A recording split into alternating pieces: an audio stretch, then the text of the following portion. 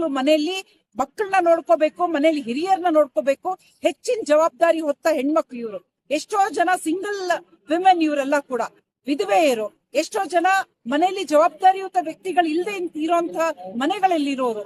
So ಇವರನ್ನ ಈ ರೀತಿ ಇಷ್ಟು ದುಸ್ಥಿತಿಯಲ್ಲಿ ಇಟ್ಟಿದೆಯಲ್ಲ ಸರ್ಕಾರ, ನಮ್ ನಿಜವಾಗ್ಲೂ ಬೇಸರ ಆಗ್ತಾ ಇದೆ. ಇದು ಇವ್ರು ಕೇಳ್ತಾ ಇರೋದು ನ್ಯಾಯಯುತ ಬೇಡಿಕೆ ಅಲ್ವಾ? ಸರ್ಕಾರದ ಹತ್ರ ಅಷ್ಟು ಹಣ ಇಲ್ವಾ?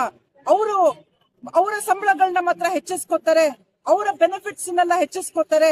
ಇನ್ನೊಂದು ಕಡೆ ನಾವ್ ನೋಡ್ತಾ ಇದೀವಿ, ಗ್ರೇಟರ್ ಬ್ಯಾಂಗ್ಳೂರ್ ಅಂತೆ, ಗ್ರೇಟರ್ ಮೈಸೂರ್ ಅಂತೆ, ಸಾವಿರಾರು ಕೋಟಿ ರೂಪಾಯಿ ಅದಕ್ಕೆ ಇನ್ವೆಸ್ಟ್ ಮಾಡ್ತಾ ಇದ್ದೀರಾ.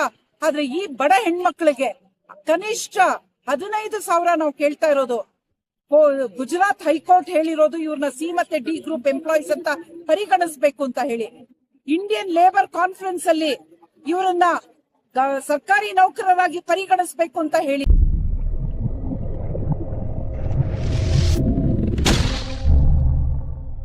ನೌಕರರ ಮಾಸಿಕ ಗೌರವಧನ ಹೆಚ್ಚಿಸಬೇಕು ಮತ್ತೆ ಬೇರೆ ಬೇಡಿಕೆಗಳು ಬೇಕು ಅಂತ ಹೋರಾಟ ಮಾಡ್ತಿದ್ದೀರಾ. ಯಾವೆಲ್ಲ ಬೇಡಿಕೆಗಳು ಬೇಕು ಅಂತ ಹೋರಾಟ ಮಾಡ್ತಿದ್ದೀರಾ? ಸೊ ಈಗಾಗಲೇ ನಾವು ಪತ್ರಿಕೆಯಲ್ಲಿ ತಿಳಿಸಿದೀವಿ. ಬಜೆಟ್ ಪೂರ್ವದಲ್ಲಿ ಅಂಗನವಾಡಿ ಕಾರ್ಯಕರ್ತೆಯರು ಪ್ರತಿಭಟನೆ ನಾವು 26ನೇ ತಾರೀಕು ಇವತ್ತು ಹಮ್ಮಿಕೋತಾ ಇದೀವಿ ಅಂತ ಹೇಳಿ ಈಗಾಗಲೇ ನಾವು ತಿಳಿಸಿರೋ ಹಾಗೆ ಪ್ರತಿ ವರ್ಷ ನಾವು ಬಜೆಟ್ ಪೂರ್ವದಲ್ಲಿ ಈ ರೀತಿ ಫ್ರೀಡಂ ಪಾರ್ಕ್ ಅಲ್ಲಿ ಬಂದು ಕೂತ್ಕೋಬೇಕು. ಯಾಕೆ ಹೇಳಿ? ಸರ್ಕಾರವೇ ಇದನ್ನ ಮನಗಂಡು ಅವರು ನಮ್ಮ ಒಂದು ಬೇಡಿಕೆಯನ್ನ ಈಡೇರಿಸಿದ್ರೆ ಅಷ್ಟು ದೂರ ಹೆಣ್ಮಕ್ಳು ಇಡೀ ರಾತ್ರಿ ಪ್ರಯಾಣ ಬೆಳೆಸಿ ಇವತ್ತು ಇಲ್ಲಿ ಬಂದು ಕೂತಿದ್ದಾರೆ. ಅಟ್ಲೀಸ್ಟ್ ಈ ಬಜೆಟ್ ಅಲ್ಲಿ ನಮ್ಮ ವೇತನ ನೀವು ಹೇಳದಂಗೆ ನಿಮ್ಮ ಪ್ರಣಾಳಿಕೆಯಲ್ಲಿ ಹೇಳಿದಿರಲ್ಲ 15,000 ನಾವು ಮಾಡ್ತೀವಿ ನಿಮ್ಮ ವೇತನ ಅಂತ ಹೇಳಿ, ಅದನ್ನ ಈಡೇರಿಸಿ ಅಂತ ಕೇಳಕ್ಕೆ ಇವತ್ತು ಬಂದಿದೀವಿ. ಇವತ್ತಿನ ದಿನ ಎಲ್ಲ ಬೆಲೆಗಳು ಗಗನ ಕೊಟ್ಟೋಗಿವೆ. ಸರ್ಕಾರಿ ಶಾಲೆಗಳಿದ್ದವೂ ಕೂಡ ಮುಚ್ತಾ ಇದ್ದಾರೆ. ಇಂತ ಒಂದು ಸಂದರ್ಭದಲ್ಲಿ ಹೇಗೆ ಜೀವನ ನಡೆಸೋದು ಹೇಳಿ? ಈ ಹೆಣ್ಮಕ್ಳು ಮನೆಯಲ್ಲಿ ಮಕ್ಕಳನ್ನ ನೋಡ್ಕೋಬೇಕು, ಮನೇಲಿ ಹಿರಿಯರನ್ನ ನೋಡ್ಕೋಬೇಕು, ಹೆಚ್ಚಿನ ಜವಾಬ್ದಾರಿ ಹೊತ್ತ ಹೆಣ್ಮಕ್ಳು ಇವರು. ಎಷ್ಟೋ ಜನ ಸಿಂಗಲ್ ವಿಮೆನ್ ಇವರೆಲ್ಲ ಕೂಡ ವಿಧವೆಯರು, ಎಷ್ಟೋ ಜನ ಮನೆಯಲ್ಲಿ ಜವಾಬ್ದಾರಿಯುತ ವ್ಯಕ್ತಿಗಳು ಇಲ್ಲದೆ ಇರೋಂತ ಮನೆಗಳಲ್ಲಿರೋರು. ಸೊ ಇವರನ್ನ ಈ ರೀತಿ ಇಷ್ಟು ದುಸ್ಥಿತಿಯಲ್ಲಿ ಇಟ್ಟಿದೆಯಲ್ಲ ಸರ್ಕಾರ, ನಮ್ ನಿಜವಾಗ್ಲೂ ಬೇಸರ ಆಗ್ತಾ ಇದೆ. ಇದು ಇವ್ರು ಕೇಳ್ತಾ ಇರೋದು ನ್ಯಾಯಯುತ ಬೇಡಿಕೆ ಅಲ್ವಾ? ಸರ್ಕಾರದ ಹತ್ರ ಅಷ್ಟು ಹಣ ಇಲ್ವಾ? ಅವರ ಸಂಬಳಗಳನ್ನ ಮಾತ್ರ ಹೆಚ್ಚಿಸ್ಕೋತಾರೆ, ಅವರ ಬೆನಿಫಿಟ್ಸ್ ನೆಲ್ಲ ಹೆಚ್ಚಿಸ್ಕೋತಾರೆ. ಇನ್ನೊಂದು ಕಡೆ ನಾವ್ ನೋಡ್ತಾ ಇದೀವಿ, ಗ್ರೇಟರ್ ಬ್ಯಾಂಗ್ಳೂರ್ ಅಂತೆ, ಗ್ರೇಟರ್ ಮೈಸೂರ್ ಅಂತೆ, ಸಾವಿರಾರು ಕೋಟಿ ರೂಪಾಯಿ ಅದಕ್ಕೆ ಇನ್ವೆಸ್ಟ್ ಮಾಡ್ತಾ ಇದ್ದೀರಾ. ಆದ್ರೆ ಈ ಬಡ ಹೆಣ್ಮಕ್ಳಿಗೆ ಕನಿಷ್ಠ 15,000 ನಾವು ಕೇಳ್ತಾ ಇರೋದು. ಗುಜರಾತ್ ಹೈಕೋರ್ಟ್ ಹೇಳಿರೋದು ಇವ್ರನ್ನ ಸಿ ಮತ್ತೆ ಡಿ ಗ್ರೂಪ್ ಎಂಪ್ಲಾಯೀಸ್ ಅಂತ ಪರಿಗಣಿಸಬೇಕು ಅಂತ ಹೇಳಿ. ಇಂಡಿಯನ್ ಲೇಬರ್ ಕಾನ್ಫರೆನ್ಸ್ ಅಲ್ಲಿ ಇವರನ್ನ ಸರ್ಕಾರಿ ನೌಕರರಾಗಿ ಪರಿಗಣಿಸಬೇಕು ಅಂತ ಹೇಳಿ. ಇನ್ನೊಂದು ಕಡೆ ನಾವು ನೋಡ್ತಾ ಇದೀವಿ, ಗ್ರೇಟರ್ ಬ್ಯಾಂಗ್ಳೂರ್ ಅಂತೆ, ಗ್ರೇಟರ್ ಮೈಸೂರ್ ಅಂತೆ, ಸಾವಿರಾರು ಕೋಟಿ ರೂಪಾಯಿ ಅದಕ್ಕೆ ಇನ್ವೆಸ್ಟ್ ಮಾಡ್ತಾ ಇದ್ದೀರಾ. ಆದ್ರೆ ಈ ಬಡ ಹೆಣ್ಮಕ್ಳಿಗೆ ಕನಿಷ್ಠ 15,000 ನಾವು ಕೇಳ್ತಾ ಇರೋದು. ಗುಜರಾತ್ ಹೈಕೋರ್ಟ್ ಹೇಳಿರೋದು ಇವ್ರನ್ನ ಸಿ ಮತ್ತೆ ಡಿ ಗ್ರೂಪ್ ಎಂಪ್ಲಾಯೀಸ್ ಅಂತ ಪರಿಗಣಿಸಬೇಕು ಅಂತ ಹೇಳಿ. ಇಂಡಿಯನ್ ಲೇಬರ್ ಕಾನ್ಫರೆನ್ಸ್ ಅಲ್ಲಿ ಇವರನ್ನ ಸರ್ಕಾರಿ ನೌಕರರಾಗಿ ಪರಿಗಣಿಸಬೇಕು ಅಂತ ಹೇಳಿದೆ. 50 ವರ್ಷಗಳ ಸೇವೆ ಇವ್ರು ಸಲ್ಲಿಸಿರೋದು, ಒಂದಲ್ಲ ಎರಡಲ್ಲ ವರ್ಷ, 50 ವರ್ಷ ಕೂಡ ಸಿಎ ಮತ್ತೆ ಡಿ ಗ್ರೂಪ್ ಎಂಪ್ಲಾಯೀಸ್ ತರಾನೇ ಅವ್ರ ಹತ್ರ ಸೇವೆ ತಗೊಂಡು ಇವತ್ತಿಗೂ ಕೂಡ ಅವ್ರಿಗೆ ಗೌರವಧನ ಅಂತ ಕೊಟ್ಬಿಟ್ಟು ಕನಿಷ್ಠ 10, 11 ಅಂತ ಇವತ್ತಿಗೂ ಕೂಡ ಈ ರೀತಿ ಕೊಟ್ಟಿದ್ದೀರಲ್ಲ, ಇದನ್ನ ನಾವು ಕೇಳಕ್ ಇಲ್ಲಿ ಬಂದಿದೀವಿ.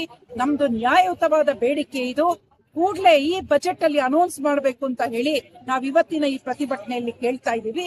ಇನ್ನೊಂದು ಬೇಡಿಕೆ ಅಂತ ಹೇಳಿದ್ರೆ, ಗ್ರಾಚ್ಯುಯಿಟಿ ಏನ್ ಕೊಡ್ಬೇಕು ಅದನ್ನ 2023ರಿಂದ ಅಂತ ಹೇಳಿ ಕೊಡ್ತಾ ಇದ್ದಾರೆ. ಅದಕ್ಕೆ ಹಿಂದೆ ಸೇವೆ ಸಲ್ಲಿಸಿ ನಿವೃತ್ತಿ ಆದಂತ ಹೆಣ್ಮಕ್ಳ ಗತಿ ಏನು? ತುಂಬಾ ಕಷ್ಟದಲ್ಲಿದ್ದಾರೆ ಅವರು. ಅದಂಗ ಅವ್ರನ್ನ ಬಿಟ್ಬಿಟ್ರಿ. ಆ ಅಮೌಂಟ್ ತುಂಬಾ ಕಡಿಮೆ ಇದೆ, ಅದನ್ನೂ ಸೇರಿಸ್ಕೊಂಡಿಲ್ಲ. ಅದಷ್ಟೇ ಅಲ್ಲ, ಈ ನೋಡಿ ಇವರು ಆಶಾ ಕಾರ್ಯಕರ್ತೆಯರಿಗಾಗ್ಲಿ ಅಂಗನವಾಡಿ ಕಾರ್ಯಕರ್ತೆಯರಿಗಾಗ್ಲಿ ಇವರೆಲ್ಲ ಸ್ಕೀಮ್ ವರ್ಕರ್ಸ್, ಇವ್ರಿಗೆಲ್ಲ ಕೂಡ ಮೂಲಭೂತ ಸೌಕರ್ಯಗಳು ಕೊಡ್ತಾ ಇಲ್ಲ. ಅಂಗನವಾಡಿ ಕೇಂದ್ರಗಳು ಇವತ್ತಿಗೂ ಕೂಡ ಬಾಡಿಗೆಯಲ್ಲಿ ನಡೀತಾ ಇವೆ. ಎಂತ ದುಸ್ಥಿತಿಯಲ್ಲಿದೆ ಅಂಗನವಾಡಿ ಕೇಂದ್ರಗಳು.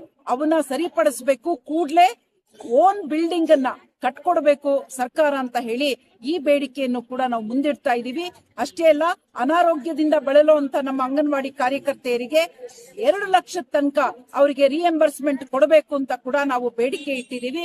ಮತ್ತೆ ಇನ್ನು ರಿಟೈರ್ಮೆಂಟ್ ಬೆನಿಫಿಟ್ ಅನ್ನ ಇವಾಗೇನು 30,000 20,000 ಅಂತ ಕೊಡ್ತಾ ಇದ್ದಾರೆ, ಅದನ್ನ 2 ಲಕ್ಷಕ್ಕೆ ಇನ್ಕ್ರೀಸ್ ಮಾಡಬೇಕು ಅಂತ ಕೂಡ ನಾವು ಈ ಸಂದರ್ಭದಲ್ಲಿ ಕೇಳ್ತಾ ಇದೀವಿ. ಹಾಗೂ ಇನ್ನಿತರ ಬೇಡಿಕೆಗಳನ್ನ ಇಟ್ಕೊಂಡು ಇವತ್ತು ಈ ಬಿಸಿಲಲ್ಲಿ ಇಷ್ಟು ಕಷ್ಟದಲ್ಲಿ ಅಂಗನವಾಡಿ ಕಾರ್ಯಕರ್ತರು ಇಲ್ಲಿ ಆಗಮಿಸಿದರೆ ಎಲ್ಲಾ ನಮ್ಮ ಪ್ರತಿನಿಧಿಗಳು ಖಂಡಿತ ಪತ್ರಿಕೆಗಳಲ್ಲಿ ನೋಡ್ತೀರಾ. 6ನೇ ತಾರೀಕು ಮಾರ್ಚ್ 6 ಏನು ಬಜೆಟ್ ಮಂಡಿಸಲಾಗತ್ತೆ, ಇವರ ಒಂದು ಗಮನ ನಿಮ್ಮಲ್ಲಿ ಇರಲಿ ಅಂತ ಹೇಳ್ತಾ ನನ್ನ 2 ಮಾತುಗಳನ್ನ ಇದಕ್ಕೇನೋ ಗೌರ್ಮೆಂಟ್ ರೆಸ್ಪಾನ್ಸ್ ಮಾಡಿಲ್ಲ ಅಂದ್ರೆ ಈ ಪ್ರತಿಭಟನೆ ಹಿಂಗೆ ಮುಂದುವರಿಯುತ್ತೆ ಮೇಡಮ್. ಇವತ್ತು ನಾವು ಪ್ರೀ ಬಜೆಟ್ ಪ್ರೊಟೆಸ್ಟ್ ಅಂತ ಒಂದೇ ದಿನ ಮಾಡ್ತಾ ಇರೋದು ಸರ್. ನೋಡಿ, ಇದಕ್ಕೂ ಅವರು ಅವಕಾಶ ಕೊಡಲ್ಲ. ಹಂಗು ಹಿಂಗು ಮಾಡಿ ನಾವು ಒಪ್ಪಿಸಿ ಇಲ್ಲಿ ಬಂದು, ಅದು ಏನೋ ಬೆಂಗಳೂರಲ್ಲಿ ಫ್ರೀಡಂ ಪಾರ್ಕ್ಗೆ ಬರ್ಬೇಕು, ಇನ್ನೆಲ್ಲೂ ಮಾಡೋ ಹಂಗಿಲ್ಲ ನಾವು ಪ್ರತಿಭಟನೆ. ಆ ಹಕ್ಕು ಇಲ್ಲ ನಮಗೆ. ಈ ಫ್ರೀಡಂ ಪಾರ್ಕ್ ಒಂದ್ ದಿನಕ್ಕೆ ಬಂದಿದೀವಿ. ಈ ಬಜೆಟ್ ಅಲ್ಲಿ ಏನಾದ್ರೂ ಆಗದೆ ಹೋದ್ರೆ ಮುಂದಿನ ಹೋರಾಟನ ನಾವು ಪ್ಲಾನ್ ಮಾಡ್ತೀವಿ.